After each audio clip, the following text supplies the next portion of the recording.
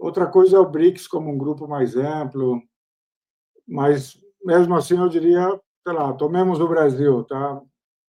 Sim, eu acho que o que está melhor nessa foto aí é a África do Sul, porque teve a coragem de começar um caso na Corte Internacional de Justiça contra Israel.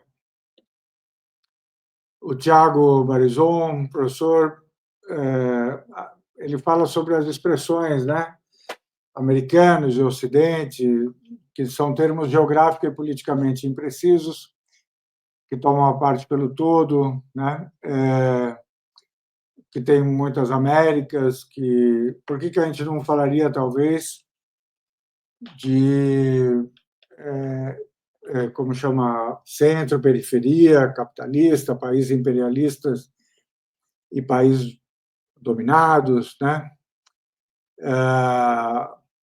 Eu concordo, Tiago, com algumas generalizações. Então, por exemplo, às vezes eu mesmo digo, né, o Ocidente, aí eu digo, ó, o Ocidente. Agora o pessoal tem falado de Ocidente coletivo, né, em oposição ao Sul global, né? E eu acho que é uma boa, assim, no sentido de que mostra que são basicamente os Estados Unidos e a Europa e seus aliados, né? Você poderia também falar em centro-periferia, mas eu já não sei mais se eles ainda são centro, sabe? A dominação econômica também já tá, não estou falando que ela acabou, tá? Eu não estou falando que a lógica do Ocidente não seja mais uma lógica imperial e colonial, inclusive porque eu digo que a Palestina hoje é o grande exemplo sabe, de um espírito colonial que persiste em durar, né? Então, eu concordo com tudo isso, mas eu acho que cada termo teria seus problemas, sabe? E, assim, às vezes você quer também falar de um modo mais simples, não ficar muito amarrando muito o discurso, né? Mas eu vou pensar um pouco mais nisso, quais seriam as melhores opções, né? Mas, assim, está anotado, eu concordo com a imprecisão desses.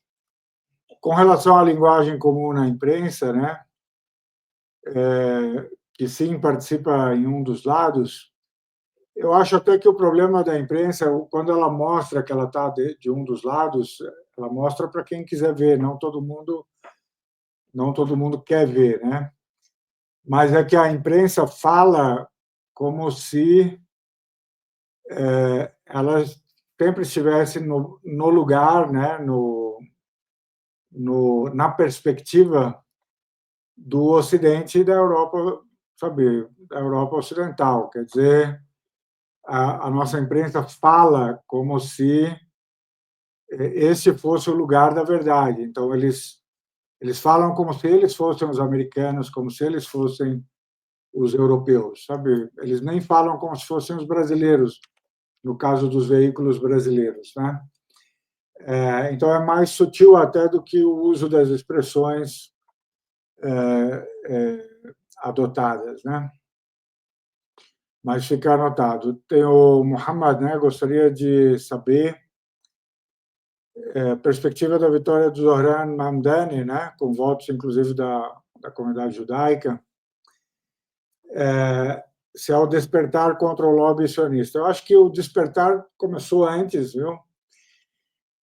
Primeiro, tem uma coisa que, assim, o estilo, né, de democracia americana é um tipo de democracia, se é que dá para dizer que é democracia, mas que permite sabe, esses eventos extraordinários, né?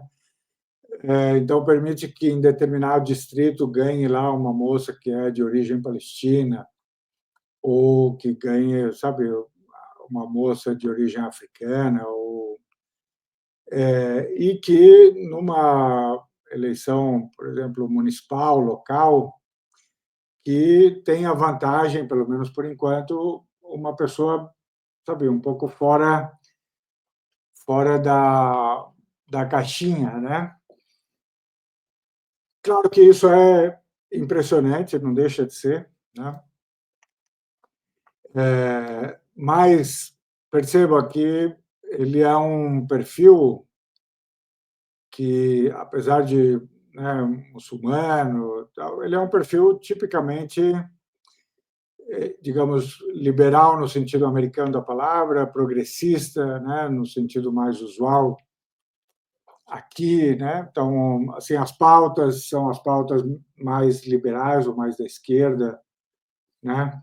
Liberal no sentido americano, assim, mais progressistas, e tal. Então ele tá, digamos, antenado com o ambiente em que ele está, que é Nova York. Ele podia talvez estar fazendo a mesma coisa na Califórnia e tal, não em outros lugares dos Estados Unidos.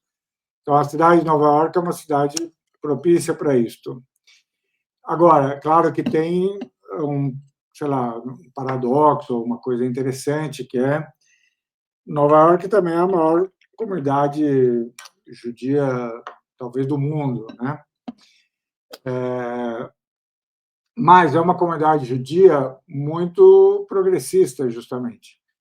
Então, os judeus de Nova York, eles estão muito mais preocupados, normalmente, com essas pautas progressistas, para ser também genérico na expressão. E uma boa parte dos judeus americanos, especialmente os mais jovens, já se voltaram contra o sionismo, assim, já se voltaram contra Israel. Há números que falam numa maioria, quer dizer, de que a maior parte dos judeus americanos hoje seja contra as políticas de Israel, se não é contra a própria existência do Estado de Israel. Tá? Então, sim, mas o problema é que não são essas pessoas que constituem o lobby. Tá? Elas atuam contra o lobby, mas o lobby é muito poderoso. O lobby é muito, muito, muito poderoso, inclusive na atuação contra esses judeus que são antisionistas ou que são mais, sabe, dispostos a criticar Israel. Então, eles são perseguidos assim como qualquer outra pessoa que ouse defender a Palestina ou criticar Israel, talvez até mais, porque sofrem consequências talvez familiares e tal. Mas o lobby é outra coisa, o lobby é uma outra máquina. Tá? E, e esse continua muitíssimo poderoso. Eu acho que ele não perde poder enquanto lobby, pelo menos não por enquanto, mas ele perde poder em relação à opinião pública. Quer dizer, o trabalho do lobby fica cada vez mais difícil, porque eles já sabem que estão perdendo essa batalha. E eles mesmos dizem isso. Tá?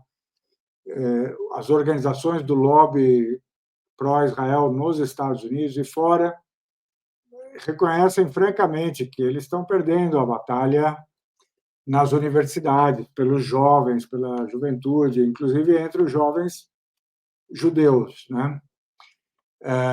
Então, assim, é assim que eu explico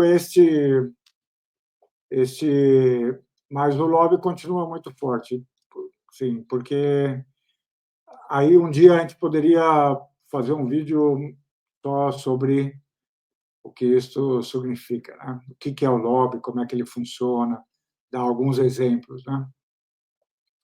O Geraldo Neto, Estados Unidos, Israel e os vassalos europeus estariam preparando novos ataques ao Irã, com o objetivo de destruir a sua soberania.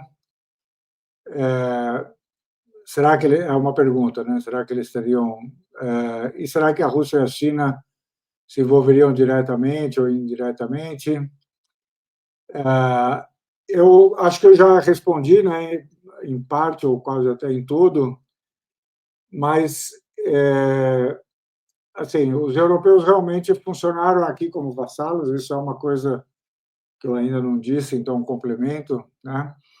Como eu disse, talvez não um ataque imediato, pelo menos não assim os ataques de grande envergadura, mas eles vão continuar tentando algo contra o Irã. Eu acho que eles perceberam agora que não tem jeito, se eles não destruírem o Irã, se eles não tirarem o Irã da equação